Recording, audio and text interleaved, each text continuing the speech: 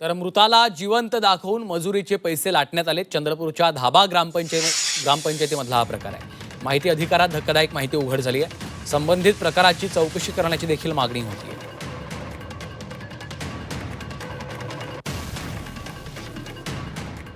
माझे वडील 2013 साली मरण पावले। 2024 मध्ये ग्रामपंचायतीने बाबाच्या नावाने 7200 रुपये मजुरी या नावाने बिल काढून फ्रॉड केले। ते पैसे काही आम्हाला मिळाले नाही। जेवढा ग्रामपंचायतीने निश्चित करावा तेवढा कमी आहे। एखाद्या मृत व्यक्तीच्या नावाने, जो व्यक्ती 2012 मध्ये मृत झाला, त्याच्या नावाने 2024 मध्ये कोंडवाड्याला चारा पाणी पुरवणे त्या हेडखाली जवळपास 7200 रुपयाचं बिल काढण्यात आलं। हे पुरावे बघता यांनी जे केलेला घोटाळा हा महाभयंकर आहे। तसे 15 वित्त आयोगात सुद्धा लाखो करोडो रुपयाचा घोटाळा झालेला आहे।